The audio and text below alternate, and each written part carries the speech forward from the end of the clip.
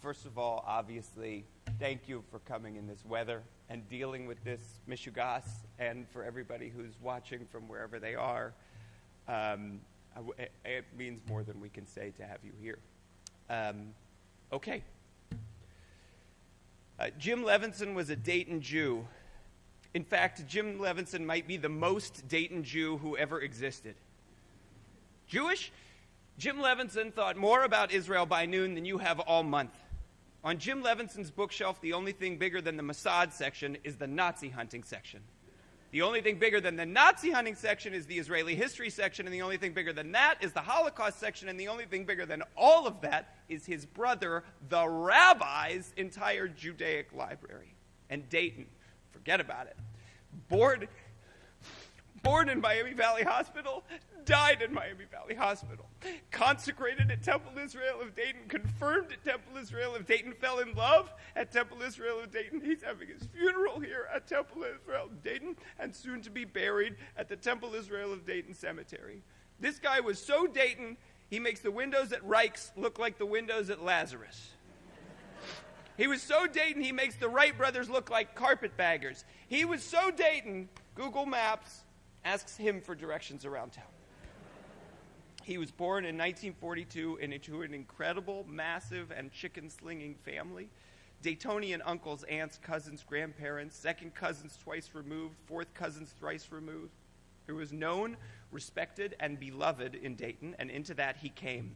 He rolled alongside his cousin Steve Levitt in a stroller down Burroughs Drive. He ate at Meadowbrook, where his dad was the president. He hit a baseball with every kid in Dayton View at Levinson's lot.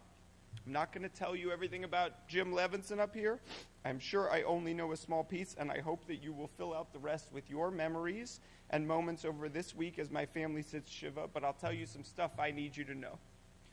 He was raised a Jew in the shadow of the Holocaust, and it made him sad, and it filled him with a righteousness and anger that motivated him to spend his life seeking justice for those who could not speak for themselves.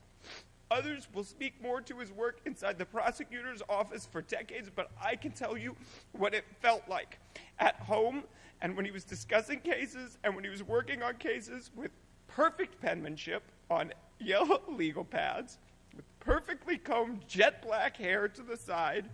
It felt like a cold fury. It felt like we were watching John Henry with a hammer in his hand, someone who had an insane reserve of mental energy that was being fed entirely by justice for people whose lives had been taken too soon. I guess it was also being fed by 3 packs of Salem Lights a day, a pot of black coffee, and for protein, a Snickers bar. But I need you to know that the moment he walked away from that work and was with us as a dad, the man was the cuddliest, snuggliest, kissing, hugging, making time to play catch or teach his kid fencing or read a bedtime story or sing a lullaby dad you can imagine. Somehow, the engine he had was able to turn from the pursuit of justice against thieves and murderers into the world's sweetest voice reading us Homer Price, into the goofball who felt like the greatest gift the world gave us in the 1980s was VHS, so he could finally share Police Squad and Airplane with his sons. The one who still laughed at Stan Freberg Presents the United States of America jokes he'd heard 100 times before. Excuse me. Another thing, Dad loved a deli. And the biggest tragedy of his quadruple bypass a few decades ago was that he knew an existence without any more Carnegie Deli corned beef sandwiches. Also, he loved corned beef so much that I didn't even taste pastrami until I had finished college, because he made me believe that no other beef held a candle to corned. He also loved gefilte fish with the strongest, table-banging, sinus-clearing horseradish he could get his hands on. He adored cheesecake. For the last 20 years of his life, he went from an eater to a cooker and made the most beautiful Jewish holiday meals throughout the year. He never actually sat down long enough to eat with us, but he was amazing at cooking them. But enough about Jewish. Let me tell you about the kind of open-hearted Daytonian he was. This was such an open-hearted Daytonian, he was willing to fall in love with a girl who came all the way from Youngstown. Now, to be fair, by 5 years old, she was living here in Dayton, and in fact, that's when they met, in Temple Israel consecration class, Meredith Moss. By the time these two reached Fairview High School of Dayton, they had started to go steady. In classic Dayton Jewish style, her mother, Shirley Moss, said Jim Levinson wasn't good enough for her daughter. But Jim's mom, Rose, said, well, she also said he wasn't good enough for Meredith. But thank God for me, my brother, and 4 grandchildren, neither of them listened. By the time he graduated Brandeis and Meredith graduated Northwestern, they decided they'd seen just about enough the dating pool had to offer. So at 23 years old, the couple was married in a small ceremony in Augusta, Maine. I'm kidding. Dayton, Ohio. They were married in Dayton. Of course. Quick aside, Dad also at this time hopped on a peanut fishing boat to sail across the Atlantic and spend a couple months exploring the west coast of Africa as the colonial regimes were collapsing. I'm not going to tell you more about this now, but it's important for you to know because in my mind, it makes it harder to pin down exactly who 20-something Jim was and gives you a sense of his adventurousness. But let me come back to his wife, Meredith, and his marriage of 57 years. 57 years. Can you even begin to imagine the number of compromises 2 people have to make for 57 years? And the kinds of love? My wife, Randy, is a couples therapist, and she uses a line that I'm going to butcher, but it's something like, in your life, you'll be married to 7 different people. With any luck, they'll all be the same person. That's exactly what Meredith Moss Levinson and James Levinson did. They had dozens of different versions of loving each other. They loved as teenagers, scribbling Mrs. Jimmy Levinson in a notebook love. They shared young, passionate newlywed love, losing a brother and a father love. I'm here by your side while you grieve love. Let's go live somewhere strange and new love. Let's settle down and make a family love. I'll stand by your side in a world that wants to keep brilliant women like you in the shadows, love. Let's have a kid, love. Let's mourn a miscarriage, love. Let's keep trying till we have another taller kid with curlier hair. You should take the job that pays less but makes you happy, love. God help me, I have no idea how to deal with this 4-year-old, love. My children are struggling and I don't know what to do, love. Everything is overwhelming, love. Heart attack, love. Recovery, love. I can't believe your politics now, love. I can't believe how proud I am of you getting another award, love. I can't believe all the family we loved as kids are gone, love. I don't know what I'd ever do without you, love. And I'm here to say goodbye, love. In short, they filled 57 years of marriage with the kind of love and connection that most of us can only begin to imagine. Jim became a dad with Stephen and me, and became a father-in-law when he welcomed Hannah and Randy with still more loving open arms. He got another chance to rock babies and sing lullabies with the birth of his first grandchild, Morty, followed by Noah, then Hubert, and then Dahlia. And I do not know if I ever witnessed a purer joy on his face than when he held his baby grandkids. He was a voracious reader. I'm going to pause and say that there is a list of books that Jim Levinson thinks you should read outside. He was a voracious reader and a voracious watcher of America's Got Talent videos. He cried every time he watched A Wedding Story on TLC. He took road trips, a lot of them, during which time he maintained stricter control over the radio than a disciplinarian nun. He complimented freely. He mourned losses profoundly, especially that of his brother Steve. That loss sobered him. He maintained his sense of humor, but he never recovered from that loss. His memory was incredible. Every detail of a case lived inside him like an encyclopedia. He was kind. He was in the room when his own father died, and it broke his heart. He visited the sick. He used to buy the same lottery ticket number every week religiously. Then one week, with a $6 million jackpot, it was cold outside, and he skipped buying the ticket. And that's the week those numbers hit. They were sitting on his desk. He never bought another lottery ticket after that. He never had a beard or mustache. He had the same hair part since he was 4 years old until his death. He looked great in a suit, and by the end, he preferred denim on denim. And he was a mensch. He gave of himself and gave himself until the very end, and he was wonderful. Now, other people are going to come speak. I will sit back here to occasionally nudge them if they go on for more than 3 minutes. My mother has assured me that's important. But there is too much life for one person to tell, so I'm going to invite others who love Jim to come up and talk. First, Hannah's going to come up and read a sonnet that he loved and asked, among those many things the rabbi was talking about, be a part of this day. Yeah.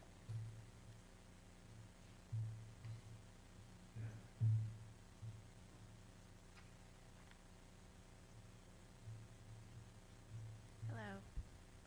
I'm Hannah. I'm Jimmy's daughter-in-law. I'm married to Stephen, his older son. And I have two short readings. The first one is a Shakespeare sonnet that Jimmy bookmarked when he was in good health. Sonnet 71. No longer mourn for me when I am dead, then you shall hear the surly sullen bell give warning to the world that I am fled from this vile world. With vilest worms do dwell. Nay, if you read this line, remember not the hand that writ it, for I love you so, that I in your sweet thoughts would be forgot, if thinking on me then should make you woe. Oh, if, I say, you look upon this verse when I perhaps compounded am with clay, do not so much as my poor name rehearse, but let your love even with my life decay, lest the wise world should look into your moan and mock you with me after I am gone. The next letter I'll read was sent in from Rose Levinson, also known as Aunt Rose, also known as Little Rose. Rose was married to Rabbi Stephen Levinson, Jimmy's beloved brother, and my husband's namesake. Jimmy, by Rose Levinson. Over 50 years ago, Jimmy's brother Steve brought me to Burroughs Drive. Sitting in a large armchair, Jimmy greeted me with curiosity and warmth. That was the beginning of our unbroken connection. It was Jimmy who comforted me when I needed it, understood my anguish. It was Jimmy and dearest Meredith who traveled often to comfort Steve and I, to bring succor to his brother. It was Jimmy who made David feel welcome when I brought him home to Dayton. It was Jimmy who took care of Stephen when he was sick in New York, who embraced his daughters Hannah and Randy, and loved his grandchildren, Morty, Hubie, Noah, and Dahlia, who shared Joel's enthusiasms, who praised and honored his beloved Meredith. Just after his 80th birthday this past June, in a handwritten note in his beautiful script, Jimmy wrote, "It's our ties that matter most, of course. Yes, my dear brother, it is, and even your leaving cannot break them."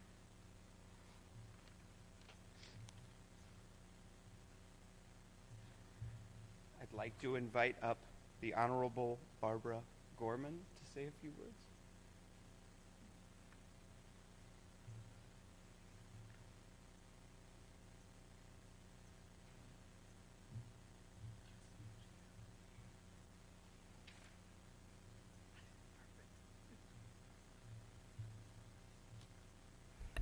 Good morning. I met Jim Levinson when we both worked at the Montgomery County Prosecutor's Office back in the late 70s. Before I got to know Jim, when I just knew who he was, I was terrified of him. Let me set the stage. Jim was a seasoned criminal prosecutor. I was a new civil prosecutor, and the two divisions didn't have much interaction. Every morning, I'd walk down the hallway of the criminal division, turn the corner, and go to my office in the civil division. And every morning, I'd pass the office of this very intense-looking man, chain-smoking cigarettes, and drinking coffee from his own personal coffee pot while he worked away. He was known to be brilliant, he was intense, and other than a quick hello, I was afraid to talk to him. Fast forward a few years.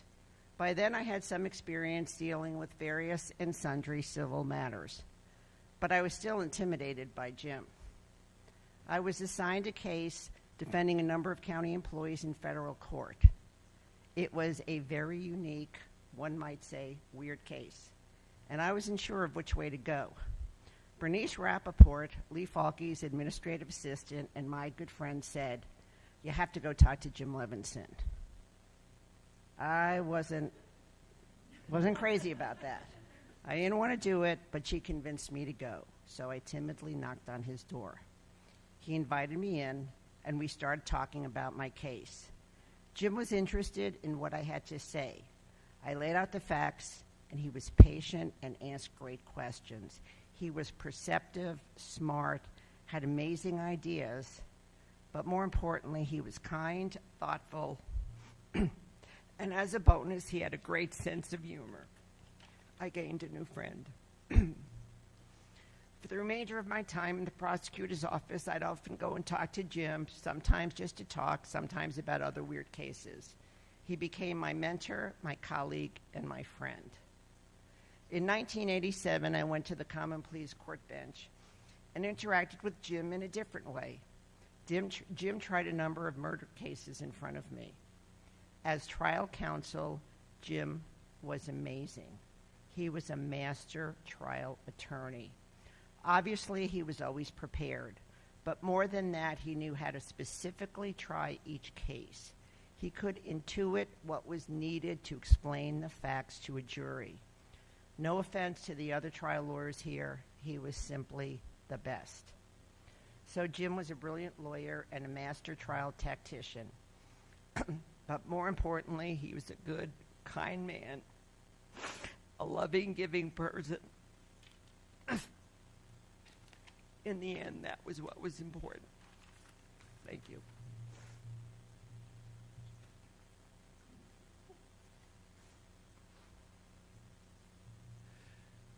I'd like to invite up one of Dad's nephews, John Levinson, and Renana. John and Renana.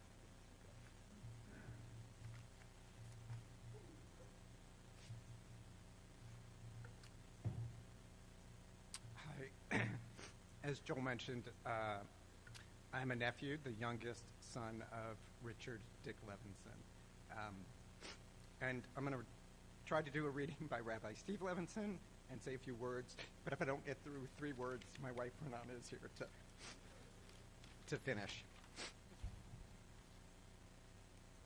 Rabbi Stephen Neal Levinson. Our Judaism tells us that we must recognize that our single lives are so very short, that unless they are tied to something so valuable, meaningful, and more enduring than we are, they really don't have much purpose. We are led to the conclusion that the more effect we have on the lives about us and the generations that follow us, the more our own existence really does count for something. Our lives, no matter what powers and possessions, acquire meaning only in the proportion in which we communicate what we have to others.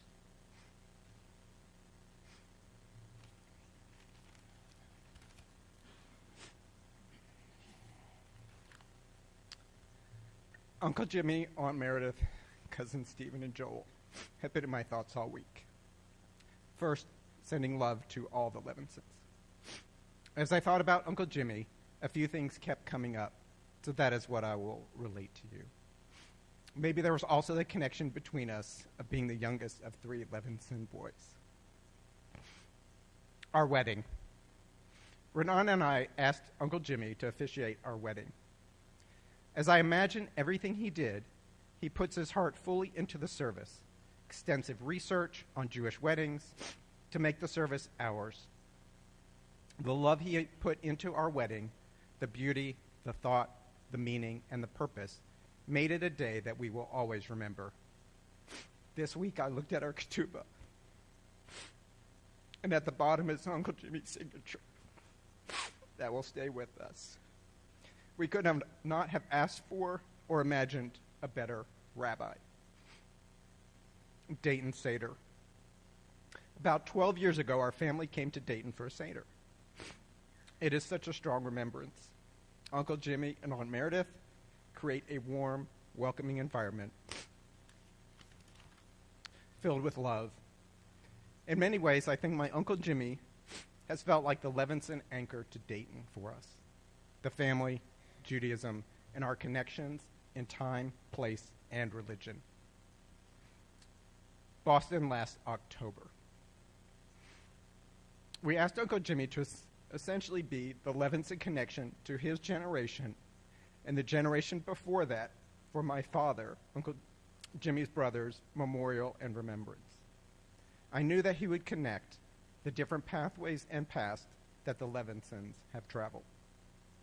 It was a blessing to be with him, learn more about the Levinson boys, share remembrances, tears, and just be with this amazing family. We are sending all our love to the Levinsons, Aunt Meredith, Stephen, Joel, and their families.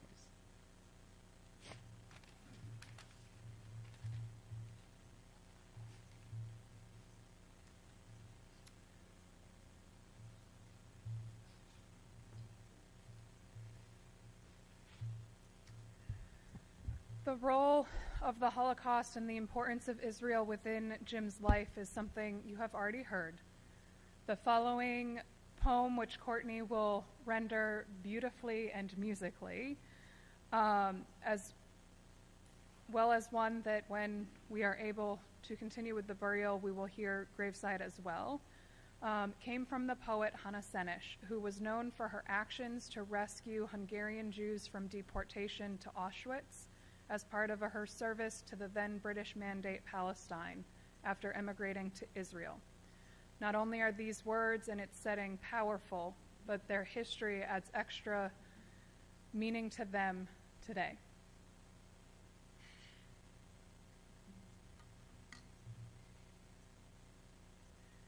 There are stars up above, so far away we only see their light. Long, long after the star itself is gone. And so it is with people that we loved. Their memories keep shining ever brightly, though their time with us is done. But the stars that light up the darkest night, these are the lights that guide us as we live our days. These are the ways we remember, as we live our days. These are the ways we remember,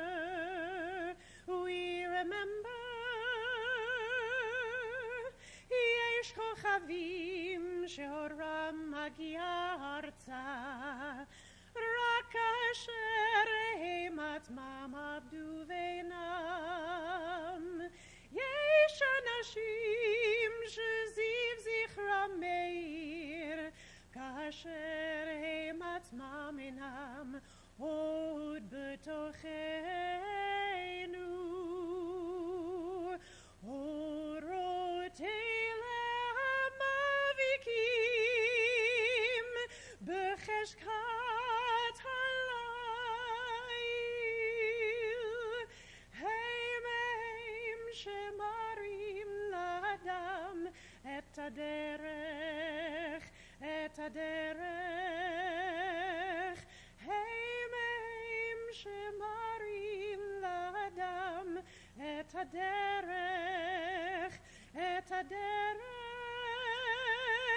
as we live our days. These are the ways we remember, as we live our days.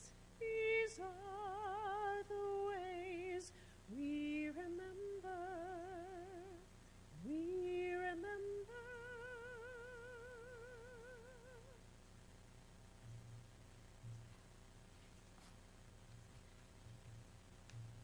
I'd like to invite up Montgomery County Prosecutor Matt Heck to say a few words.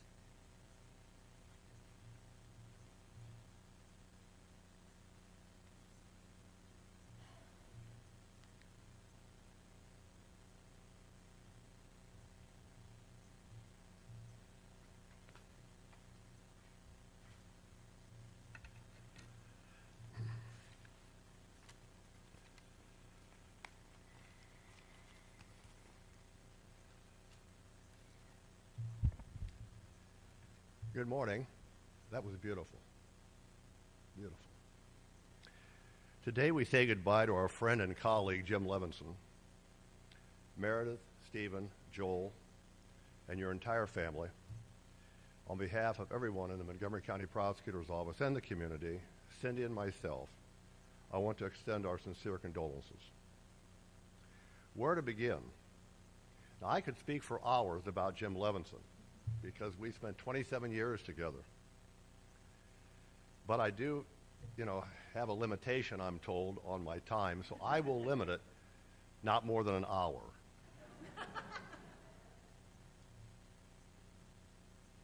Larry Lassie said to tell you that since I am a law enforcement officer, I do pack, so don't hold me to that 3-minute thing, okay? Jim joined the staff of the prosecutor's office in June of 1973, being hired by Lee Falke. Now, it's interesting because John Cumming started the same day, and I mentioned John Cumming because John and Jim sort of had a parallel path. They were good friends. They practiced together not only in the prosecutor's office but in civil practice together, and they both returned to the prosecutor's office. But I remember the day they started well because I had an office, a meager office on the 3rd floor of the county courts building at that time, and Jim and John were actually assigned cubicles, and I say that from the best, a desk outside of my office where they did their thing right there. And over the years, both have commented that they were stuck at a desk outside of my office, yet they got superb training from me, even though my door was closed, by overhearing my phone calls with defense attorneys, recalcitrant witnesses, and things like that.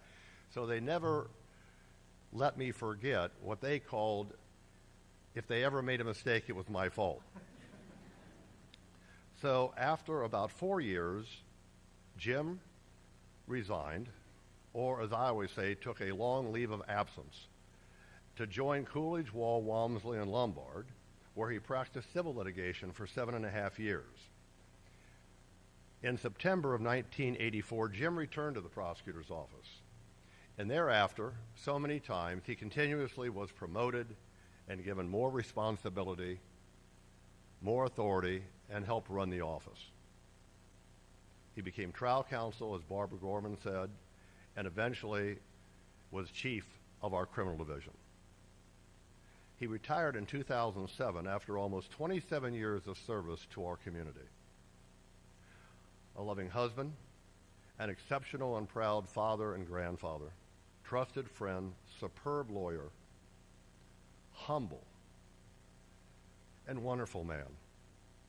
He had opinions, beliefs, and convictions of which, if asked, he had no hesitation to share. But Jim was a prosecutor's prosecutor. He enjoyed being an attorney, but he loved, thrived, and excelled in being a prosecuting attorney. Jim was dedicated, loyal, and cared for deeply by his coworkers. He was known in our office for his sharp intellect, quick wit, unequaled, dedicated work ethic, and plain common sense. Jim had a unique insight into how to view a problem or a legal issue, and he would bring new perspectives that challenged everyone to look at things differently. And it's interesting, on the very many conversations that we had, not just about law, not just about the prosecutor's office, about life, about things that were going on now in the world. He really had a different perspective and challenged you to look at things differently. Jim had a very positive impact on many lives in addition to his family. New attorneys would go to Jim with a question, whether it was about the law or how to deal with an unexpected issue, especially in trials.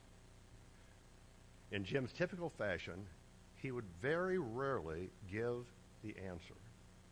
Instead, he would often pose a question, and that would sort of force you to find the answer. This made Jim a prolific teacher. Truly, Jim shared his unmatched expertise as a lawyer-prosecutor to better others, to better those around him, and the lawyers he worked with.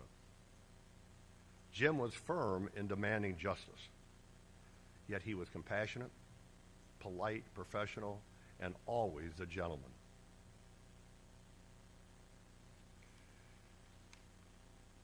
Victims loved Jim's strength and commitment to their plight.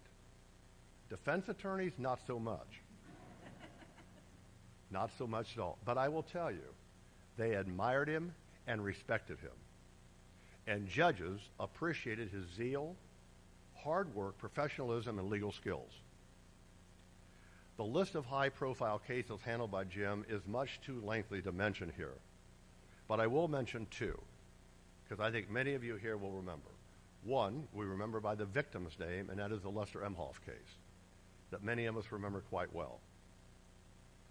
And the other is the Christmas killings that he prosecuted.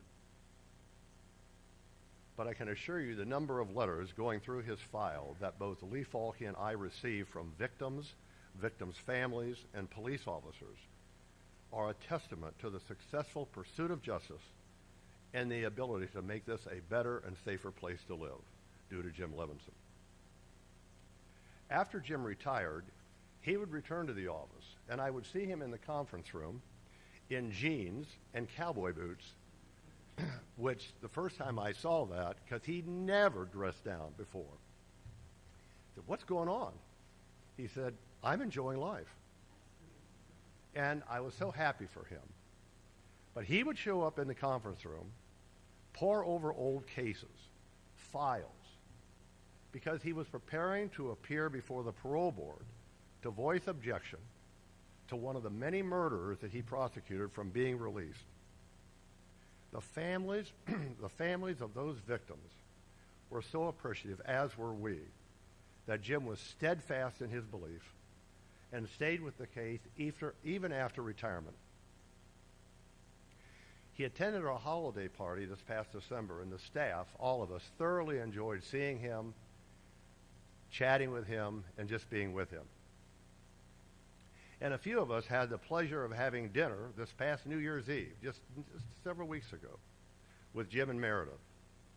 We actually moved it up so he could return in order to babysit that evening. But it was a very delightful evening, talking, getting caught up, and recalling and sharing stories about past cases. It was wonderful. I know I speak for all the prosecutor's office employees when I say that he will truly be missed, but never forgotten. Jim, thank you for everything that you've done as a dedicated public servant, and most of all, for being a true good friend of mine. We love you. God bless you. Thank you.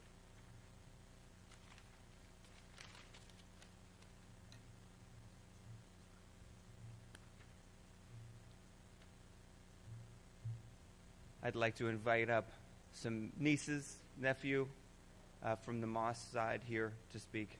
Or just one nephew, apparently. Okay.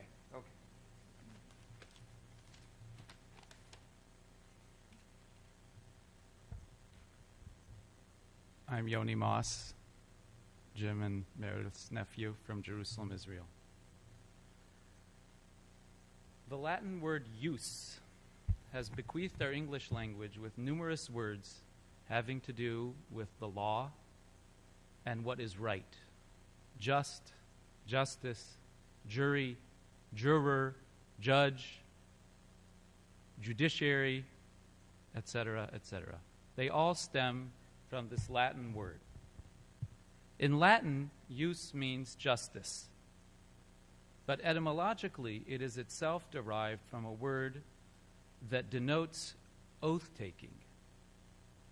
Why does Latin, and by extension our English language, found its notion of justice on oath-taking? I think this is because oaths are how we express the constancy of our word, and it is that constancy that is the essence of justice. James Levinson was, as we all know, and as we have been hearing so beautifully, a man of the law, a man of justice. He carried out his profession so well because in his very person he was a just man.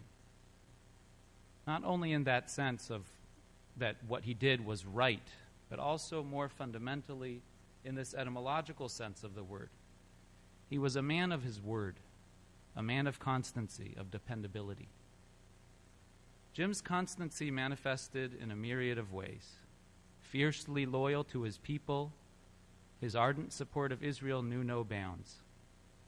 As citizens of Israel, we Mosses have always been grateful for that steadfast dedication to the Jewish state.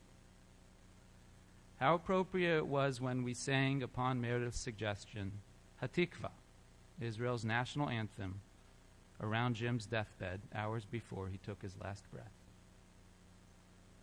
I don't need to tell you, dear friends and family, how fiercely loyal Jim was to his wife, to his children, to his grandchildren, to his family, to his friends. No doubt you have all experienced this, each in your own way. I will limit my words to one aspect of our own Moss perspective on this salient aspect of Jim's personality. In doing so, I represent my father, Meredith's brother David, and my two sisters, Ariella and Jackie, who are here with me, as well as my third sister, Elisa, who is in Jerusalem, and our spouses, Saskia, Dovi, Nahum, and Phil, together with our children. And I would also like to think, together with my late mother, Rosalind. Uncle Jimmy, as we call him, has been in charge of shopping, cooking, and cleaning for close to 2 decades at the Levinson home.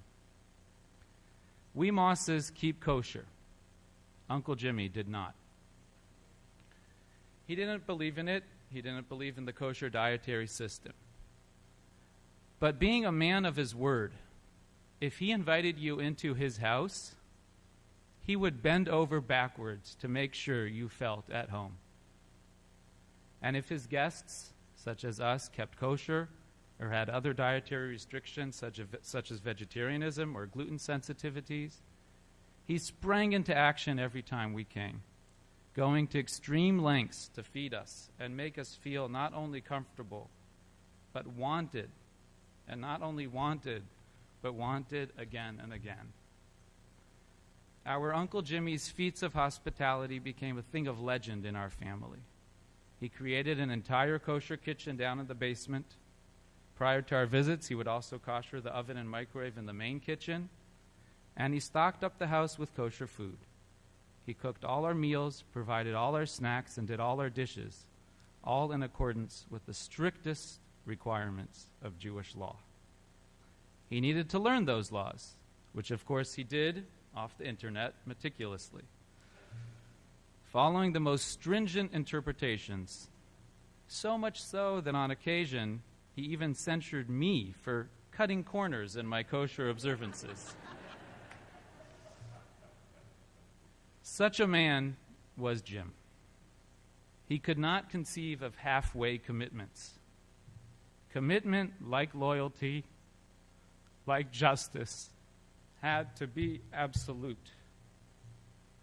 Thank you, dear Uncle Jimmy, for your hospitality, for your commitment to us, your family. You have taught us how the seemingly mundane act of taking someone into your home, not on your terms, but on theirs, is an act of justice just as much as it is the truest form of love. Although your consciousness, dear uncle, is no longer, your exemplary conscience lives on among all those who were touched by it.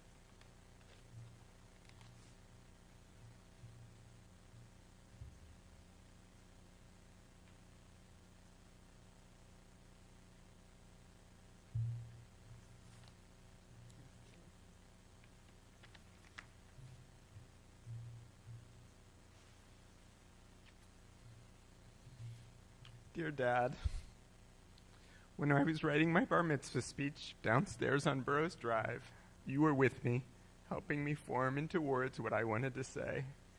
Writing a toast before my wedding night to my dear Hannah, who you love so much, you were with me, staying up late in the Brooklyn Marriott, helping me express what was in my heart. I don't know how to write this without your help. Complicating the matter, you are not an easy man to characterize, full of so many wonderful contradictions. You were, of course, the prosecutor, as we've heard, confident, intimidating, chain-smoking, full of conviction, but you were also a total softy who, as Joel said, couldn't witness a wedding, real or fictional, without crying. I remember on a family trip to Rome, we passed a church in the distance, total strangers getting married. I turned to you, and you were absolutely bawling. You were the quintessential homebody who spent most of his adult life in the same house he was born in. Whatever you were doing, wherever you were, we could be pretty sure you'd rather be at home on the couch with a book. But you were also an adventurer who wandered Africa alone after college, dragged mom to the young state of Israel for a year, and who loved the free wandering of the cross-country road trips Joel introduced you to later in life. For years, you were always in a dark business suit, but you were also happy to wear a pair of white jockey shorts on your head to make your kids laugh. You voraciously kept up on the latest news of the world, but part of your heart was always in the past. At the poultry store with your father, talks with your dear brother Steve, idyllic baseball games in Levinson's lot. Justice was your calling, and as we've heard, you pursued it relentlessly, but you never showed your children anything other than love, understanding, and compassion. You spanked me exactly one time. It didn't hurt at all, and then you cried. I didn't. True. You introduced us to modern dance, the sculpture of Rodin, and the plays of Tom Stoppard, but you were somehow more excited about bringing us to Tinkertown, a roadside tourist trap in New Mexico. And if Jews did cremation, we'd be scattering your ashes there. You had impeccable taste in comedy and exposed Joel and me to the films, books, and records that would set the course of our lives, from Police Squad to Nichols and May to Alan Sherman. But God forgive me, your jokes were terrible. You were the model of propriety, never forgetting a thank you note, a stickler for etiquette. But you were also a rebel, talking back to teachers, bristling at authority, and never ceding an inch in your unrelenting war of attrition against your car's seatbelt warning beep. Unless your grandchildren told you to buckle up, and then you did it instantly. You ordered meals en français from sophisticated Manhattan bistros, but savored chocolate cake from Bill Knapp's, packs of Twizzlers, and Old Country Buffet. An atheist who'd eat a BLT on Yom Kippur and pancakes on Pesach, you also insisted on doing a full Seder and a long Kiddush on Friday nights. Your Judaism was as essential to your sense of self as any Jew who ever lived.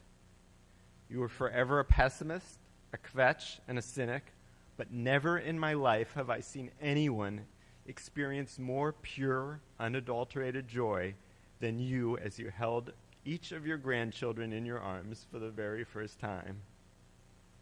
If my father was here with me right now, I can almost hear him leaning in and whispering in my ear, "Boy, this funeral is taking too long." Mom's like,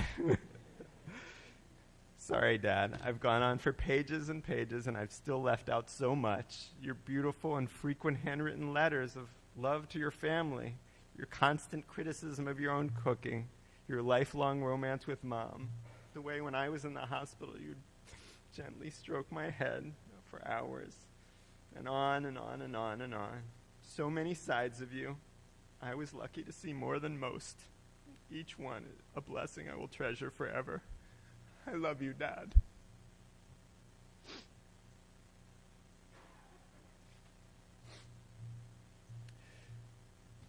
Mom promised me that if I came up here and gave the eulogy as a host before, I could come back up here now and do it as a son. That stuff I said before, that's the things I think you should know. This is the part that I want to say. In many ways, eulogizing my dad is shockingly easy. The man was capable of true, unconditional love, full stop. All the rest is commentary on this. There has not been There's not been a single day in my life when I questioned my Father's love for me. We came together, we fought, we argued and agreed. We thought we were each right when we definitely weren't. We saw eye to eye. We totally failed to understand each other. All of it. And not 1 second did I doubt that he loved me completely. The greatest blessing I could wish on any one of you is to know what it's like to feel truly loved in the way I felt loved by this man. The greatest gift I could ever offer another is to love in the way he showed me how to love. Absolutely, completely, and without reservation. His memory is a blessing, and it is a blessing of love. I love my Father. I always will, and I know that he loved me. I will miss him, and I am grateful for every day I had him here.